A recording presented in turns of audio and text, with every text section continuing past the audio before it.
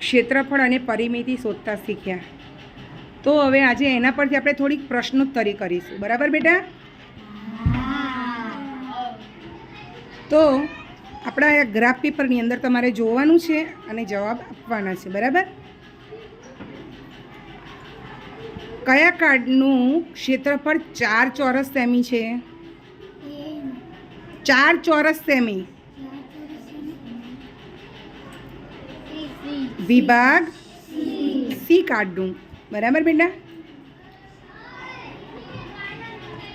અને કયા કાર્ડનું ક્ષેત્રફળ 15 ચોરસ સેમી છે? જોઈને બોલો. બરાબર.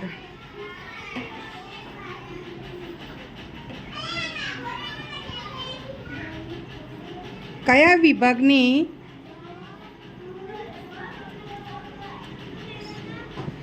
વિભાગની પરિમિતિ 12 ચોરસ સેમી થાય? કેવી રીતે બતાવો તો બેટા? 4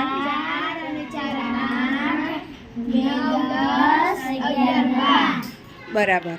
હવે તે જ રીતે આપણે ટેક્સ્ટ બુકની અંદર તમને આ પેજના બધી ખાલી જગ્યા તમારે ભરવાની છે. બરાબર?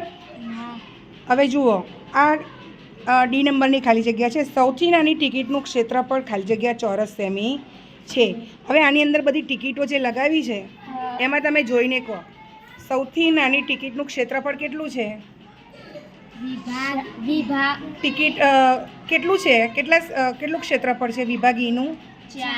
4. બરાબર? બરાબર છે.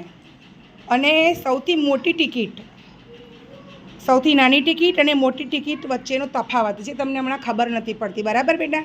હવે સૌથી મોટી ટિકિટ કઈ છે આની અંદર? એ. તો એ અને ઈ બંને વચ્ચેનો તફાવત આપણે શોધવાનો છે. તો કેટલો થશે? આ એની અંદર એનું ક્ષેત્રફળ કેટલું છે? 18. અને ઈનું કેટલું છે? 4. તો 18માંથી 4 બાદ કરવા પડશે ને, તો કેટલા રહેશે? 12. તો બંને વચ્ચેનો તફાવત કેટલો થશે? 12 ચોરસ સેમી. બરાબર છે? હવે બધાને ખાલી જગ્યા આવડી જશે ને હવે? તો બધાએ આજે હોમવર્કમાં એ લાવવાની છે. બરાબર બેટા?